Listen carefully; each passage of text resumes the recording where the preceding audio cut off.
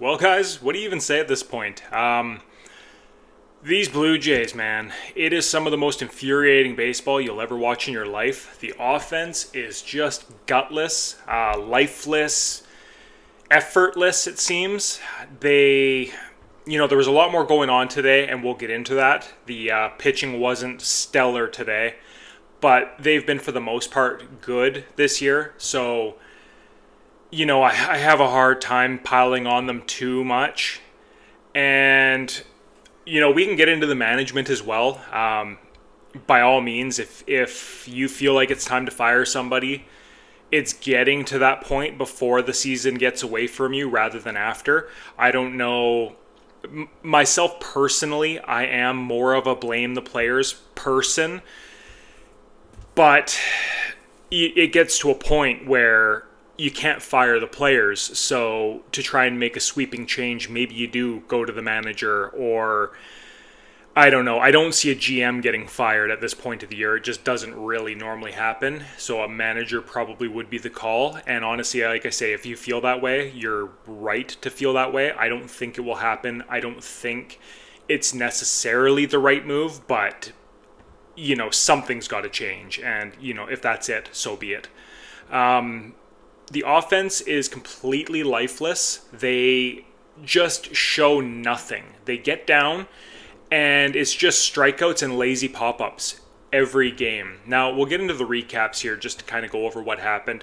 Game 1 of the doubleheader, we lose 11-2. There was a bit of a turning point in this game, but again, I have a hard time getting on the pitching because the offense is so gutless, so it doesn't really matter. But we get out 1-0 in the first inning, and you're getting to Max Fried, driving up his pitch count. You're feeling good. You're only able to get the one run, but at least you think you're getting to the bullpen early, and hopefully with a lead, so you're liking your odds. But then the bottom of the third inning, after cruising through the first two, Gausman just falls apart. Now, he's your ace, so he has the longest leash of probably anybody on this roster, as he should. He gets a flyout to start, then he walks Cabrera, then he walks Rice, then Judge hits a single to the wall in right, and luckily nobody scores because it looked like it was going to be caught. Bellinger then hits a sac fly, so you get 2 outs.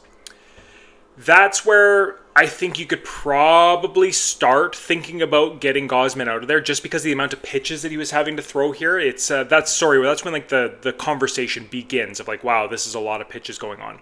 He then walks Goldschmidt. Chisholm Jr. then walks. So this, to me, after the Jazz Chisholm walk, was probably where it's like, okay, it's 2-1 Yankees. He's walked 2 more guys in a row. But there are 2 outs in the inning, and he is your ace. So do you like the odds of bringing in like a Paxton Schultz there to get out of it over letting Gausman try to get out of his own mess? The vet, who's your ace, versus the new guy who's only had 1 good outing. So they let him go 1 more. Okay, fine. Volpe walks. Now is where you probably need to make this change. The pitch count is up. He's thrown 50 pitches at this point in this 1 inning alone after having only thrown, I think, 16 in the first 2. And you're down 3-1. Now, okay, he doesn't have it. And the Yankees, I'm not sure if he was tipping something or what was going on there, but after dicing them up for the first 2 innings, he could not get a single pitch past them in this inning. Now, every single strike that he threw, they fouled off. Every single ball he threw, they laid off of. It was really bizarre, and like I say, I don't know if he was tipping his pitches or what was going on there, but the Yankees seemed very, very comfortable in the box against him this inning, so that's something I'm sure the Jays will be diving into. But anyways, he gets 1 more batter to try and get out of this, and it's Wells, and he doubles to center, scoring Goldschmidt, Volpe, and Chisholm, making it 6-1, blowing the game wide open. And with the way our offense has gone, even though it was only the 3rd inning, you knew this was game at this point. I had to make a trip to the store today, and it wasn't long after this that I just said, Kate, I'll skip a few innings and go to the store now because I already know what's going to happen here. By the time I got back, what inning were we in? Let me scroll down here. We were in at least the 5th inning, probably the 6th inning. Yeah, so I showed up back in the 6th inning, and now we're down 10-1. So I didn't miss much. I missed a Volpe home run, a Cabrera double, and then Goldschmidt had doubled in the bottom of the 6th to make it 10-1, and this was all off of, Paxton Schultz. Josh Walker came in, got a few strikeouts, but it's all mop-up time. You know you're not coming back in this game because 10-1A is just pretty much insurmountable for any team. But even at the 6-1, it was just our offense was never going to do that. So the Jays get some hits and things like that, but they lose 11-2. Just a lifeless effort. But if you're going to get your ass kicked, you might as well just do it in game one, move on, use your mop-up guys, and save your high-end guys for the second game, and you're hoping to bounce back and take 2 of 3. Well, game 2 kicks off, and you've got Chris Bassitt on the mound. You didn't have to use any of your back-end starters or your back-end relievers, and you're just hoping that your offense can get something going in this game. It didn't make any difference whatsoever. Clark Schmidt went for the Yankees. Yankees strike first in the bottom of the first with a Grisham home run. So you're thinking, holy smokes, great. Another one of these. Luckily, both starters were pretty good here. Bassitt ends up settling in. Santander, of all people, hits a home run to right field, tying the game in the top of the third inning. And then the next scoring doesn't happen until the bottom of the sixth with Chris Bassitt still on the mound. Gives up a home run to Judge to start the inning, 376 feet to right center field. Bellinger grounds out, Chisholm singles, Volpe grounds out, so you've got 2 outs, a guy on first. Bassitt's pitch count was up at this point. You might have been able to go to Brendan Little, but, they left him in for one more guy, and then Dominguez doubles to left, Chisholm scores, making it 3-1 Yankees. Then they pull the plug, go to Brendan Little. Escara singles to right. Cabrera's then safe on a throwing error by Bichette. He had 2 in this one. Go down 4-1. It's now 4-1 Yankees in the bottom of the sixth. Grisham then walks, so they go to Wyrod. Wyrod gets a ground out and gets out of the inning, keeping it 4-1. So, the home run to Judge, a double when Bassitt stayed in for one more batter, and then Little comes up, gives up a single, then an error from Bichette to extend the inning before Wyrod comes in. It's just one thing after another. It's your offense isn't going, the untimely error, the home run ball to the other team, and they're just being outplayed in every facet. We go on to lose the game 5-1. We fall 2 games under 500. We're now 13-15. I don't want to jump off the bandwagon. I don't want to, say the season's over or anything like that. Like, we're still in April. There's still tons and tons of time. My problem right now is just how weak the offense is looking. There's no sign of life. There's no sign that things are going to get better. I mentioned in the Gate 14 chat that, what would you rather have, our offense or the Orioles starting pitching? And that's really the only thing going for us right now is just, hey, we've got, for the most part, the pitching, and we've got the defense. We've got, some half-decent base runners and things like that, but man, if we can't get these home runs going, if we can't get timely hitting, if we can't get, Bo Bichette hot, Anthony Santander hot, Vladdy hot, if you can't start riding some of these guys and just blowing away your opposition from time to time, it's just not going to work out this year, no matter how good your pitching is, no matter how good your bullpen is. And I can't, we were outscored, 16-3 today, and you're not going to win a lot when you let up that many runs for sure. But like I say, it's just the offense has been so bad for so long now. It's been weeks. And I have to give the pitchers the day, like, basically a break, because at some point they're going to start faltering, and you're just hoping that you've got, the odd slugfest in you offensively to win some of these games 7-5, 8-5, whatever it is.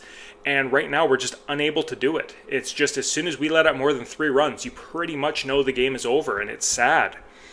I'll go over the box score just to see where guys are at, because it's not looking good. Here, I'll stretch this out here. 1 second. Like, Bo Bichette 0 for 4 in the second game with 3 Ks. He's now OPSing below 700, which is obviously just not good enough. Again, he wants, he's getting paid as $20 million this year. He's going to want something around $200 million, some sort of big payday over a long term, and he's not earning it. He had the 2 errors in the field. He's a singles-only hitter at this stage of his career for some reason, which is just mind-blowing. Vladdy, same type of deal. He's OPSing, 750.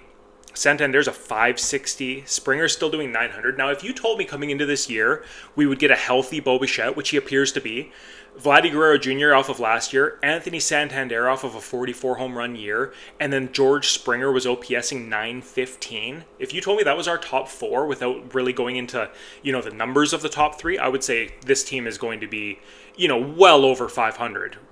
Like, that's just the way it's going to be. And instead, you've got just nothing out of Bo Bichette. He's having he's okay. I won't harp on him too bad, but he's not been good, that's for sure. Vladdy is mediocre by his standards, like a league average bat, a little bit above, but not you want him to be at 7, 8 home runs by now, up with the league leaders, and he's just not doing it. Santander has been an absolute fraud to this point.